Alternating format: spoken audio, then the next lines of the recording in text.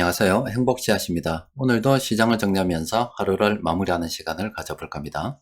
오늘 우리 시장은 코스피도 코스닥도 상승 마감했습니다. 코스피는 0.89%, 그리고 코스닥은 1.37%나 상승 마감했습니다. 그리고 수급을 들여다보면은 외국인 투자자들이 코스피에서 4,757억 원 순매수를 했고, 그리고 코스닥에서도 이렇게 802억 원 순매수를 했습니다. 외국인 투자자들이 저렇게 순매수를 많이 한 덕분으로 코스피도 코스닥도 이렇게 상승 마감했습니다. 그런데 지금 현재 시장에서 나오는 여러 가지 재료들을 봤을 때 참 외국인들의 매수가 정말 생뚱맞고, 또 그리고 오늘 상승도 참 외국인들이 매수해서 상승했지만은 참 희한하죠. 자, 이와 관련해서 재밌는 이야기를 하나 해드릴까 합니다. 제목에서 모든 악재를 한 방에 정리해드리는 방법, 이런 제목을 붙여봤는데, 지금 현재 시장에서 나오는 뉴스들, 그렇게 좋은 뉴스들이 없죠. 러시아하고 우크라이나 전쟁을 계속하고 있고, 7월달 되면 끝날 걸로 이렇게 정리를 했습니다만은 8월이 돼도 여전히 지금 전쟁은 진행 중입니다. 또 그리고 올겨울까지 기다려봐라, 그때 푸틴의 비장의 무기를 꺼낸다, 유럽은 난리 났다, 이런 기사까지 막 나오고 있잖아요. 여전히 이 전쟁이라는 지정학적 위기는 계속 진행 중이다, 이 말입니다. 또 게다가 미국과 중국의 이 갈등, 패권 전쟁은 이 역시 계속 진행 중입니다. 또 그리고 어제는 여기 미국 하원 의장이 대만에 방문을 했죠. 그래가지고 중국은 이렇게 보복 조치도 하고, 또 그리고 대만 인근에 막 총알 쏴대고 미사일 쏴대고 비행기 날아다니고 난리 나빴습니다. 미국은 항공모함까지 출동을 시켜가지고 지정학적 위기가 이렇게 고조되는, 좋지 않은 그런 상황이죠. 또 게다가 우리가 연준에서 속도 조절을 한다, 이렇게 시장에서 해석을 하면서 시장이 좀 괜찮았는데, 아이고 아직도 갈 길이 멀다, 이런 또 분석들이 나오면서 좀 이 또한 시장 분위기가 좋지 않죠. 시장 분위기가 굉장히 좋잖아요. 그런데 외국인 투자자들이 저렇게 순매수를 해버리니까 한 방에 이렇게 시장이 상승하고 참 괜찮다, 이 말입니다. 또 그리고 최근 우리 시장 수급 상황을 들여다보면은 외국인 투자자들이 지난 한 달 3조 6천억 정도 이렇게 순매수를 했습니다. 그 외국인들이 저렇게 순매수를 하니까 시장이 실제 어떻게 움직이느냐, 이 코스피 지수를 보면 이렇게 시장이 실제 반등하고 있습니다. 아직 상승으로 완전히 올랐었다라고 보기 힘듭니다만은 저렇게 반등을 하고 있어요. 그러면은 저 외국인 투자자들이 순매수를 하게 되면은 시장에 있는 여러 악재들 한 방에 다 난리본다, 이 말입니다. 왜 저렇게 되냐면, 지금 그 전쟁으로 인해서 에너지 곡물 가격이 크게 상승했죠. 또 그리고 그것만 문제가 되는 것이 아니라 우리나라 같은 경우는 외환 시장에서 이 환율도 상당히 문제가 됩니다. 그러니까 이 곡물 가격이 올랐는데 이 환율이 높다 그러면은 수입 물가가 높아져서, 그러면은 당연히 우리 국내의 물가가 높아지고, 국내의 물가가 높아지면 이 물가를 안정시켜야 되기 때문에 금리를 올려야 되는 그런 상황이 되어버리게 되는 거죠. 그런데 주식시장에서 이 외국인 투자자들이 순매수를 하게 되면은 해외에서 주식시장으로 이렇게 돈이 들어오는 겁니다. 그러니까 이 상태에서 이 환율이라고 하는 것은 예전에 제가 정리해 드렸죠. 이게 우리 한국 돈, 이게 미국 돈입니다. 그런데 한국의 주식을 살라 그러면은 한국으로 달러를 들고 들어와야 되겠죠. 그러면 당연히 상대적으로 한국 돈은 줄어들게 되고, 그 환율은 이렇게 내려가게 됩니다. 지금까지 올라갔던 거는 이 반대의 현상이 벌어졌기 때문에 그렇죠. 그 외국인 투자자들이 저렇게 순매수를 하게 되면은 한국으로 돈이 들어온다, 이 말이에요. 그렇게 되면 주식시장 오르겠죠. 또 그리고 이 환율도 떨어집니다. 그러면은 이 물가도 내려가겠죠. 물가가 내려가게 되면은 금리를 급격하게 또 올릴 필요가 없는 그런 상황이 되어버린다, 아닙니까? 그러니까 외국인 투자자들이 주식시장을 갖다가 순매수해서 외국에서 한국으로 돈을 들고 오기 시작하면은 외환시장, 그리고 물가, 그리고 금리까지 연속적으로 쭉쭉쭉쭉 어떤 굉장히 좋은 영향을 미치면서 좋아진다, 이 말이죠. 그래서 제가 이렇게 모든 악재를 한 방에 정리하는 방법은 주식시장을 활성화시켜서 외국인 투자자들이 한국 시장으로 돈을 들고 오게끔 만들게 되면은 그런 것들이 정리될 수 있다, 이 말씀을 드리고 있는 거예요. 지금 환율 외환시장만 좀 안정이 되게 되면은, 지금 여기 원자재 중에서 특히 석유 가격인데, 정말로 석유 가격은 6월달에 이렇게 정점을 찍고 지금 계속 이렇게 하락하고 있는 중입니다. 정말로 미국에서 지난번에 0.75% 그리고 그 다음에 0.75% 이렇게 금리를 올리고 강력하게 인플레이션을 잡겠다는 의지를 갖다가 연준에서 계속 표명을 하면서 원자재 투기 세력들은 정말로 기가 팍 죽은 걸로 보입니다. 그렇게 되다 보니까 원자재 쪽에서 투기 세력이 빠지니까 이렇게 가격 안정이 지금 이루어지고 있는 그런 상황이 되는 거죠. 우리는 환율만 좀 정리가 되면 되는데, 아직은 지금 환율이 이렇게 굉장히 높은 그런 상태입니다. 그래서 뭐 오늘 하루만 보게 되면 여러 가지 악재가 많았습니다만은, 악재가 많으면 시장이 좋지 않아야죠. 그런데 외국인 투자자들이 이렇게 순매수하니까 코스피도 코스닥도 오히려 올라버리고, 여러분들 보유 종목들 이렇게 보면 상승한 종목들 제법 있겠죠. 오히려 수익률이 개선되는 참 희한한 일이다, 이 말이죠. 지뢰하고 전혀 다르죠. 이게 돈의 힘이라고 하는 겁니다. 일단 오늘은 외국인 투자자들이 매수를 해서 그렇고, 앞으로도 계속 매수해서 들어오게 되면은 자연스럽게 이 외환시장도 안정이 되고, 또 외환시장이 안정이 되면은 물가 그리고 금리 이런 식으로 계속 안정이 될 수가 있습니다. 그래서 모든 악재를 한 방에 정리해버린 방법은 바로 주식시장을 활성화시키는 그런 방법도 될 수가 있습니다. 오늘은 외국인들이 돈의 힘으로 모든 악재를 한 방에 싹 정리해봤다, 그렇게 보시면 됩니다. 어쨌든 뭐 최근 한 달에 외국인 투자자들이 한 3조 6천억 정도 이렇게 순매수를 했고, 또 그리고 오늘은 이렇게 서비스업, 제조업, 뭐 그 운송장비, 전기전자 이렇게 순매수를 하면서, 기관들은 뭐 이렇게 팔았지만은 외국인들이 돈의 힘으로 시장을 끌어올렸다라고 보시면 되겠습니다. 그 영향으로 외국인들이 저렇게 많이 매수했으니까 이렇게 공통적으로 매수한 종목 보면 이렇게 19개 종목이 있습니다. 이런 종목은 우리가 관심을 가지고 좀 살펴봐야 되겠죠. 그래서 정리를 좀 해보니까 요 종목 있죠. 요 아래쪽에 있는 요 종목은 우리가 관심을 가지고 좀 살펴봐야 됩니다. 그리고 그럼 최근에 이런 의문을 가질 수가 있습니다. 외국인 투자자들이 왜 사노, 이 말이에요. 왜 사노? 지금 좋은 게 하나도 없잖아. 전쟁도 있고, 미중 뭐 패권 전쟁도 계속 이어지고 있고, 뭐 좋은 게 뭐가 있어요. 미국에서도 아직 뭐 금리를 본격적으로 내린다고는 이야기 안 했습니다. 좀 더 봐야 된다, 지켜봐야 된다, 속도 조절할 필요가 있다, 대충 이렇게 이야기했는데, 뭐가 좋아서 이 좋은 이야기가 하나도 없죠. 그런데 외국인 투자자들이 왜 사나, 이 말이야. 왜 사는 이유는, 일단 제가 볼 때는 원자재 쪽에서 이제 투기 세력들이 빠지게 되면 이 돈을 갖다가 어떻게 할 거냐, 이 말입니다. 걔들은 계속 돈을 돌려야 됩니다. 원자재 쪽에서 지금 현금이 쌓이고, 현금이 지금 만들어지고 있는, 차익 실현하고 있는 그런 상황이고, 또 그리고 미국에서 금리를 올린다고 그래서 우리나라뿐만이 아니라 전 세계에서 지금 달러로 다 바꿔가지고요, 달러를 지금 많이 쥐고 있다, 이 말입니다.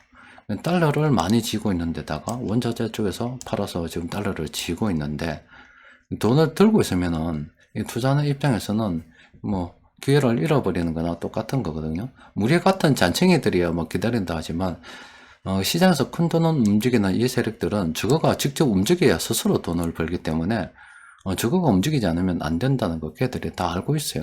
그러니까 현금을 계속 들고 있는 게 부담스러워서 지금 좀 괜찮은 국가들, 그동안 또 상대적으로 많이 빠졌던 국가들로 돈을 다시 밀어 넣는 걸로 일단 저는 보고 있습니다. 또 그리고 지금이야 뭐 현금을 많이 챙겨대는 그런 시기라고 봅니다만은, 지금 우리 한국에서 외국인 투자자들 비중이 최근 몇 년 들어서 상당히 많이 낮아졌죠. 그러면 앞으로 우리나라 경제 규모가 자꾸 커지게 되면은 다시 돈이 들어올 수밖에 없습니다. 그리고 이 투자하는 입장에서는 요즘 같은 경우 상당히 좋죠. 예전에 영국에서 그 보고서 만든 거 여러분들께 정리해 드린 적 있죠. 우리나라 같은 경우는 자동화, 로봇이 사람을 대체하는 속도가 다른 어느 나라보다 빠를 것이다, 이렇게 분석한 그 보고서가 있잖아요.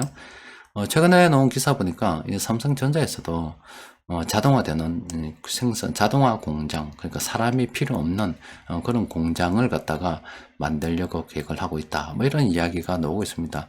그러니까 기술이 점점 발전하게, 이게 4차 산업혁명입니다. 기술이 점점 발달하게 되면은 공장도 점점 자동화가 되면서 사람이 필요 없어지게 되는 거예요. 또 그렇게 되다 보면은 기업 이윤이 크게 늘어날 수밖에 없는 그런 상황입니다. 그러면은 지금 외국인 투자자들이 한국에서 돈을 많이 뺐을 때 지금 상당히 주식을 사기 좋은 시기라고 볼 수가 있고, 또 그렇기 때문에 기업 이윤이 예전보다 훨씬 더 큰 어떤 규모로 늘어날 것이 멀리 보면 많이 보이는 건데, 외국인 투자자들이 달러를 계속 들고 있을 수가 있겠어요? 결국에는 그 달러 들고 우리나라 다시 들어와야 된다라고 봅니다. 그럼 투자의 측면에서 보게 되면은 지금도 계속 형편되는 대로 물량을 모아가는 게 좋다고 볼 수 있을 것이고, 또 그리고 이제 취업이라든지 앞으로 직업 이런 전망 그런 쪽으로 생각해 본다면은 고민 많이 해야 됩니다. 평생 직업도 될 뿐더러 또 그리고 기존에 있는 공장도 이렇게 점점 자동화가 돼서 사람이 필요 없는 그런 상황으로 자꾸 나아가게 될 거예요. 또 게다가 예전 지난 30년 어떤 전 세계 모든 국가들이 이념을 떠나서 서로 잘 살아보자고 이렇게 저렇게 국제 분업을 했던 그런 시기도 이제 지나가고, 또 새로운 일의 시대가 열리잖아요.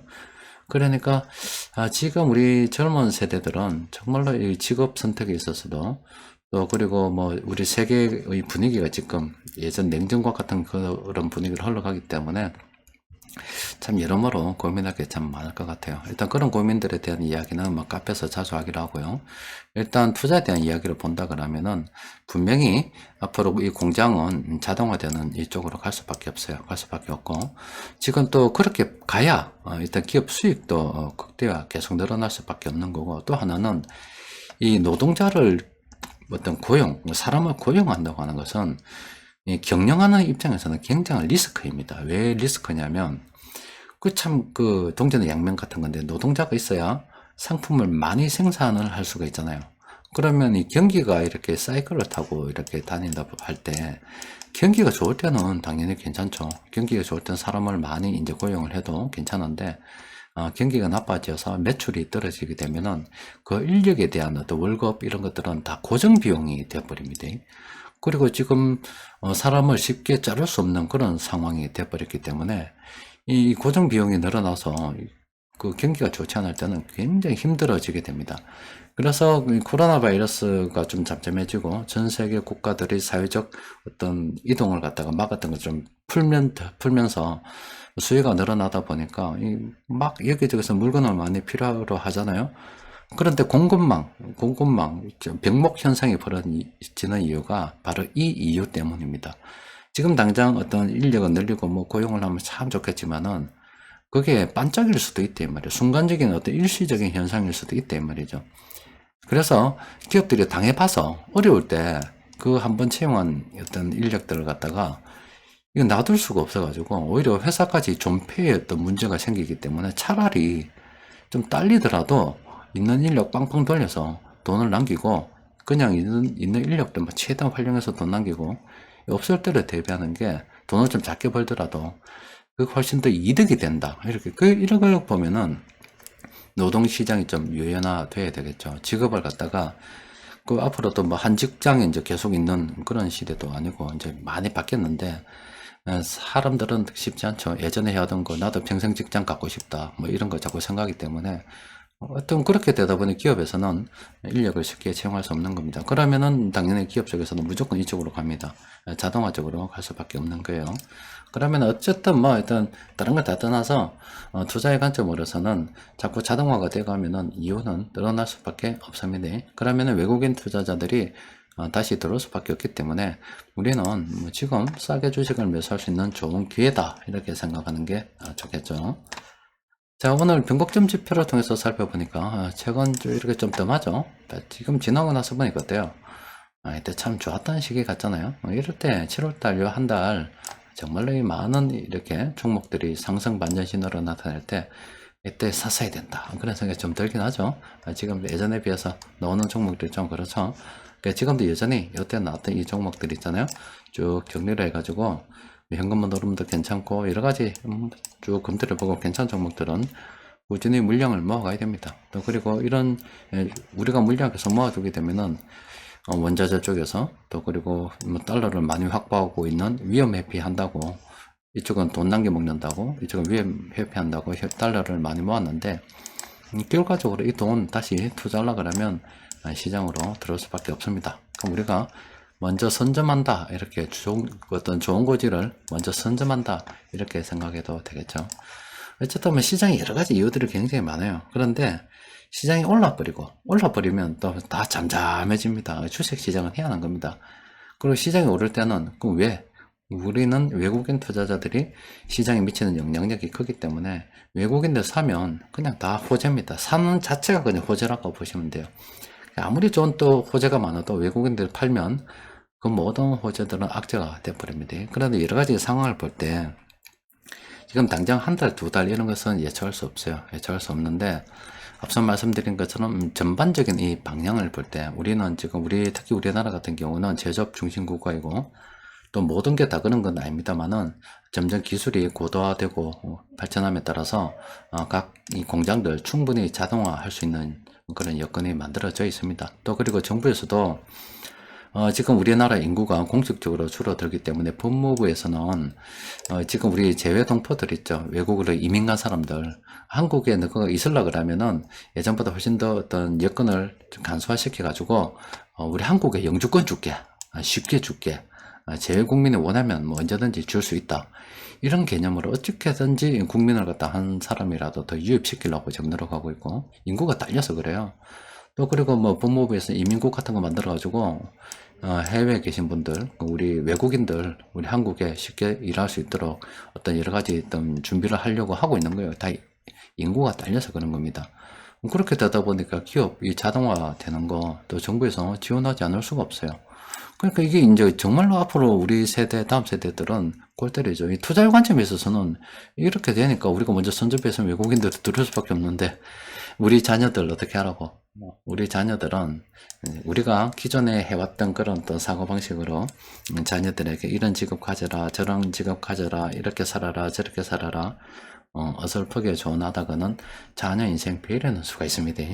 그래서 충분히 앞서 우리가 장중시장에서 말씀드린 것처럼 독서도 좀 많이 하고 미래에 대한 어떤 상상력을 좀 발휘를 많이 해야 될 거예요.